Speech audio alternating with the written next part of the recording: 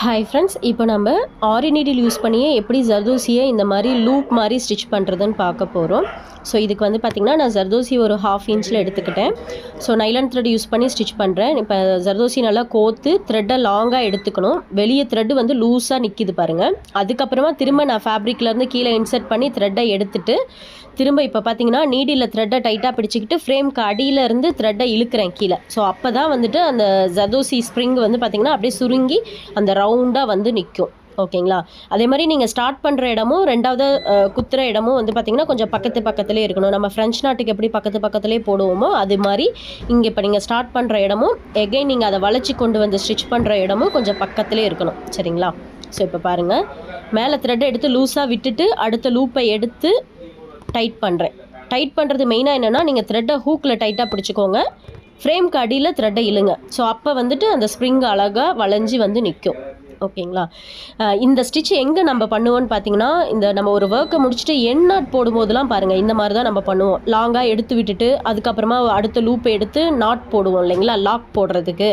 அதே தான் நீங்கள் இங்கேயும் ஃபாலோ பண்ணுறீங்க. நடுவில் வந்துட்டு ஜர்தோசியை கொடுத்துட்றீங்க. அவ்வளோதான். உங்களுக்கு எவ்வளோ சைஸில் வேணுங்கிறத பொறுத்து அந்த ஜர்தோசியோட சைஸை வந்து பெருசாகவும் சின்னதாகவும் கட் பண்ணிக்கோங்க. இப்போ பாருங்கள், எண்ட் நாட் போடுறதுக்கு நான் என்ன பண்ணுறோமோ அதே தான் நம்ம வந்து ஸ்ப்ரிங்குக்கும் பண்ணுவோம், இந்த மாதிரி லூப் வரதுக்கும். ஸோ நல்லா கவனித்து பாருங்கள்.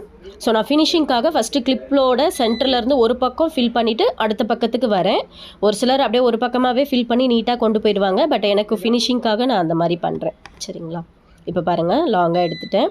பெரிய லூப்பு மேலே பாருங்கள், த்ரெட்டு லூஸாக இருக்குது, நீடிலோட டைட்டாக இல்லை. இப்போ அடுத்த லூப்பை எடுத்துகிட்டு கீழே இழுக்கிறேன். ஓகேங்களா? ஃப்ரேம்க்கு அடியில் த்ரெட்டை இழுக்கிறேன்.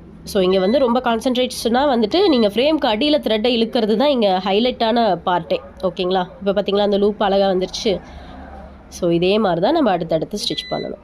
லாஸ்ட்டாக எண்ட் நாட் போட்டுக்கோங்க. இப்போ ஒரு கிளிப்பை சுற்றி ஃபுல்லாக வேணும்னா இன்னும் 2 பூ போட்டிங்கன்னா அது ஃபுல்லாக வந்துடும். நான் எனக்கு வந்துட்டு அந்த ஒரு மாதிரி தனியாக தெரியணுங்கிறதுக்காக, பெரிய பூ மாதிரி தெரியணுங்கிறதுக்காக இந்த இடத்துல ஸ்டாப் பண்ணுறேன். ஸோ அதே மாதிரி இன்னொரு ஸ்டிச்சும் நான் அடுத்த வீடியோவில் உங்களுக்கு நான் ஷேர் பண்ணுறேன். சரிங்களா? ஸோ அவ்வளோதான். எவ்வளோ சூப்பராக வந்திருக்கு பாருங்கள்.